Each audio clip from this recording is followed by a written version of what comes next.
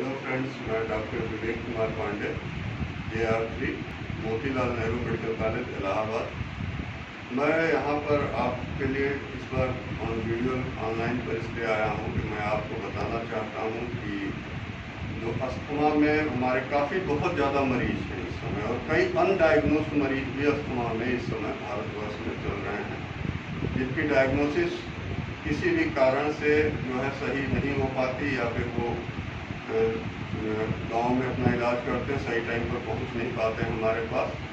तो हम उनकी अवेयरनेस के लिए, उनकी जानकारी के लिए उन्हें बताना चाहते हैं कि अगर कम उम्र में आपको खांसी, बार बार खांसी आ रही हो, सूखी खांसी, सांस फूलने की शिकायत हो, तो कृपया करके किसी न किसी अपने जानकार चेस्ट फिजिशियन मतलब श्वास रोग विशेषज्ञ से संपर्क करें।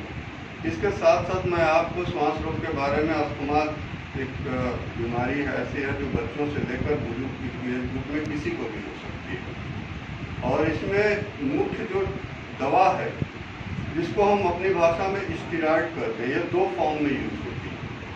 एक तो ये मुंह के द्वारा डायरेक्ट खींच के फेफड़ों में, लंग में यूज किया, जिसको हम लोग अपनी भाषा में इनहेलेशनल कार्टिकोस्टेरॉइड कहते हैं, और एक दवा गोलियों के फॉर्म में स्टेरॉइड ली जाती है जिसको हम सिस्टमिक कार्टिकोस्टेरॉइड कहते हैं। तो जहाँ तक प्रैक्टिस के दौरान, और हम लोग ने विभिन्न वेरियस गाइडलाइन लाइक टू जीना गाइडलाइन और 2019 को पढ़ा, और बाकी और गाइडलाइन 2020 की पढ़ा। तो जीना में ऐसा पाया गया कि सिस्टमिक कार्टिकोस्टेरॉइड अगर लॉन्ग टाइम तक यूज़ की जाती है, मतलब गोलियों के फॉर्म में जो स्टेरॉइड्स आती हैं, उनको अगर आप लंबे समय तक यूज़ कीजिए तो उसका शरीर पर काफ़ी दुष्प्रभाव पड़ता है।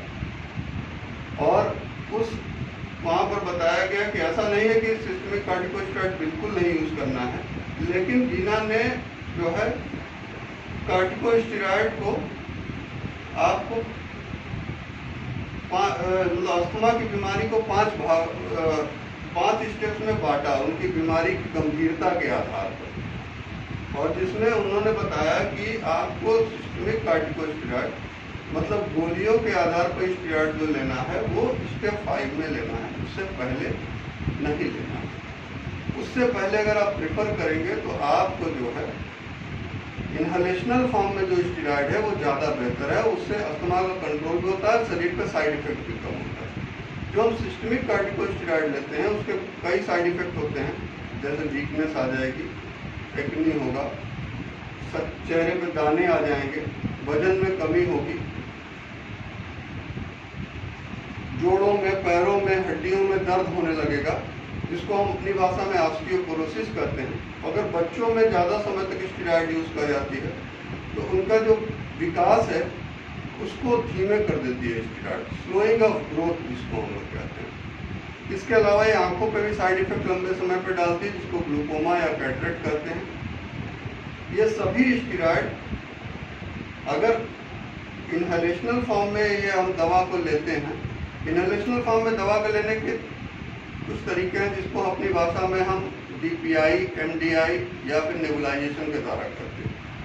ये विभिन्न प्रकार के छोटे छोटी मशीनें होती हैं जिसको लेने के तरीके होते हैं। DPI में गोली को लेते हैं, MDI का मीटर डोज इनहेलर का आता है, और नेबुलाइजेशन में हम दवा को नेबुलाइजर मशीन के द्वारा लेते हैं। तो ये इन सभी के द्वारा हम इनहेलेशनल कार्टिकोस्टेरॉइड का यूज़ करते हैं, जिसका जीना गाइडलाइन में पाया गया कि जिसका अस्थमा को कंट्रोल करने में बहुत ही अच्छा इफेक्ट है।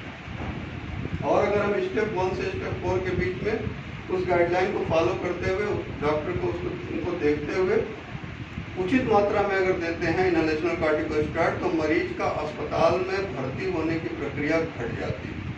मरीज के अस्थमा का सिम्टम जो बीच बीच में एग्जैगरेट करता रहता है वो घट जाता है, और साथ में लॉन्ग टर्म शरीर का साइड इफेक्ट जो कि सिस्टमिक कार्टिकोस्टेरॉइड के यूज़ करने से आता है वो भी कम हो जाता है।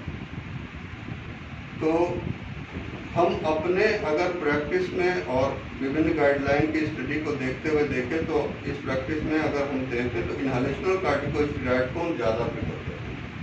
अगर हम इनहेलेशनल कार्टिकोस्टेरॉइड को देखना चाहें तो उसमें हम मुख्य जैसे यूज़ करते हैं फ्लूटिकासोन, budesonide, beclomethasone और बीटामेथासोन यूज करते हैं। मैक्सिमम प्रैक्टिस में हम लोग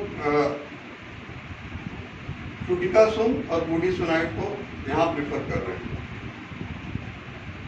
इसके अलावा जो इनहेलेशनल कार्टिकोस्टेरॉइड है, इनसे भी कुछ साइड इफेक्ट होता है, लेकिन वो उतना ज़्यादा नहीं होता, वो शरीर को उतना इफेक्ट नहीं करता जितना कि सिस्टमिक कार्टिकोस्टेरॉइड प्रेफर करता है। इनसे छोटे साइड इफेक्ट जैसे ओरल थ्रस्ट, मतलब मुंह में छाले हो जाएंगे, आंखों में इरिटेशन होगी और चेहरे पर एलर्जी हो सकती है। आंखों में इरिटेशन और चेहरे पे एलर्जी जो होती है वो प्रिफरेबली जो होती है वो आपके नेबुलाइजर से ज़्यादा होती है, कंपेयर टू एमडीआई और डीपीआई से कम होती है। इसे मीटर डोज इनहेलर से इनसे कम होगी।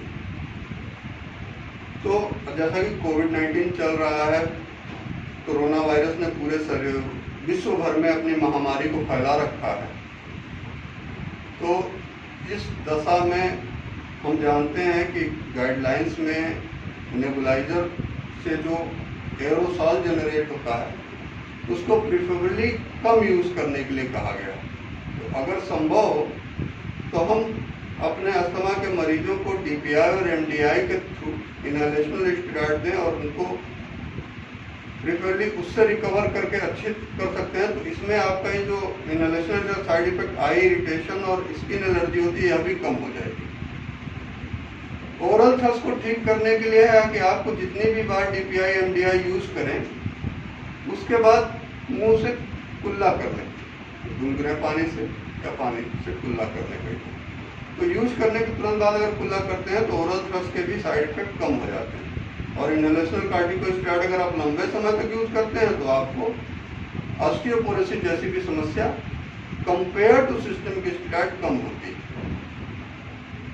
तो अपने मरीजों को हमें सलाह देना पड़ेगी, अगर आप आइए, आप समय समय पर डॉक्टर की सलाह लेते रहिए और उनकी सलाह द्वारा प्रिस्क्राइब किए गए इनहेलेशनल और कार्टिकोस्टेरॉइड के फॉर्म में दी गई दवा तो रेगुलर यूज करते रहें, उसे बंद ना करें और समय समय महीने 2 महीने पर आप सलाह लेते रहें। तो इससे आपका अस्थमा का एग्जाजरेशन कम होगा और आपको अस्पताल कम जाने की आवश्यकता पड़ेगी।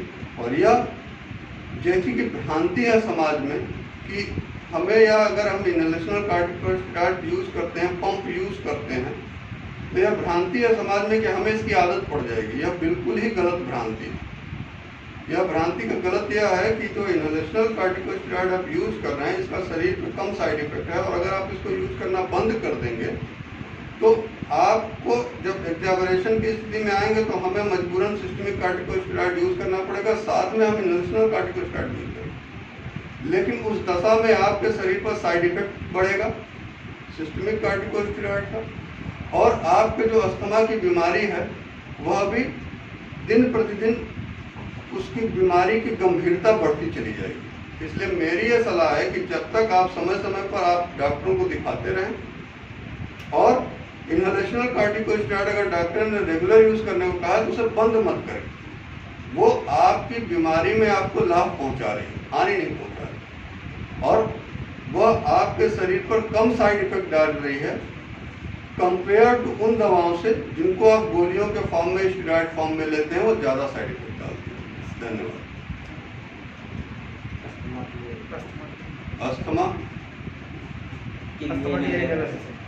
अस्थमा के लिए इनहेलर है आवश्यक।